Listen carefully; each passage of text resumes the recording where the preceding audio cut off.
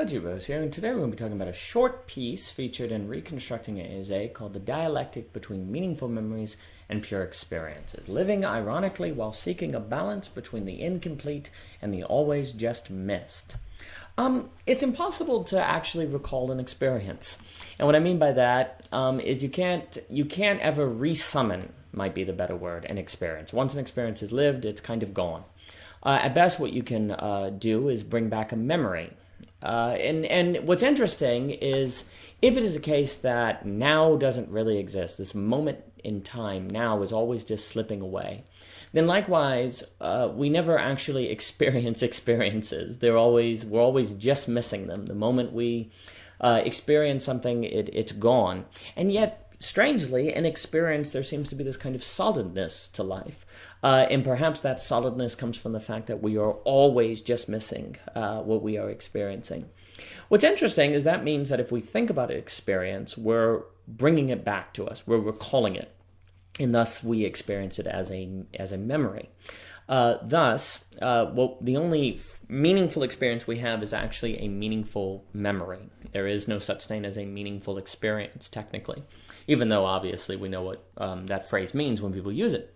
At the same time, it does seem kind of strange to say that we don't experience anything that isn't present, that it's always just going away.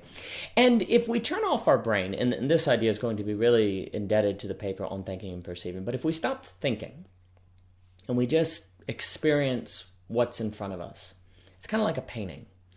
There's a bookshelf, there's some pictures on the wall, all of these things. But in order to kind of divide them apart into pictures and bookshelf, I have to think. But if I don't do that, if I just perceive, everything seems one. And the fact that the experience is always slipping away with time, it's still occurring, but it's kind of meaningless. It doesn't really matter, and it's meaningless because I'm not thinking about time. Time is not something you ever see in one sense. It's just something that's always happening. And so the fact that experience is always just being missed in the act of pure experience, of perceiving without thinking, it's not relevant.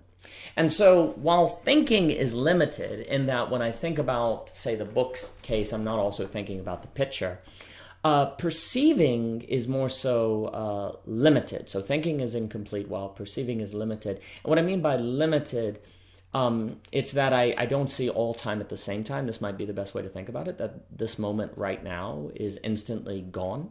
And so it's always kind of passing over a limit. But since I don't really, that loss of the experience right now is always just missed. It's not a meaningful loss to me unless I think about it. So there is a sense which, if I'm in a state of pure, thoughtless experience, that I am in a kind of pure experience. And frankly, there's a unity of all the phenomenon in front of me in pure experience that does make it a legitimate category. There is a kind of unity between all that is before my eyes in a kind of painting. But you see, if we never think about this painting, then it's meaningless. But the moment we think about it, we have to realize the fact that the pure experience is always just slipping away and incomplete. So there's a sort of difficulty with that.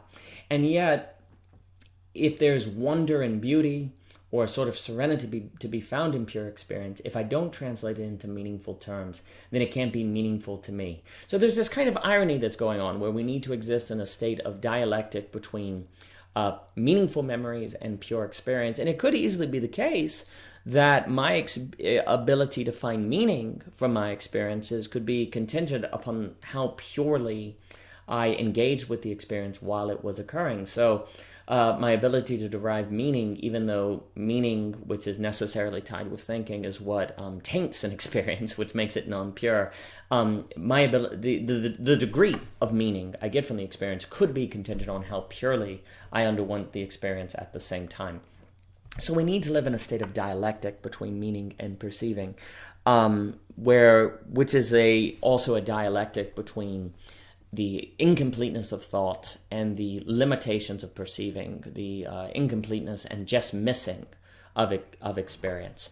As a closing thought, it's very possible that if we don't learn to strike this balance, there's a ditch on either side of the road of thinking too much, which creates existential anxiety at a certain point, to escape of which totalitarianism can become appealing, as described in Belonging Again. But also, if we think too little, we could be thoughtless, which is another source of totalitarianism, as described in Belonging Again. So it's really important we get this balance. But what does that look like, and how do we do it, and what are the details will have to be taken up throughout the book, Reconstructing ASA. So thank you for your time. For more, please visit ogrose.com, YouTube, Instagram, all these things, subscriptions, followings, likes, all of that is really, really helpful. So thank you for your time. All the best.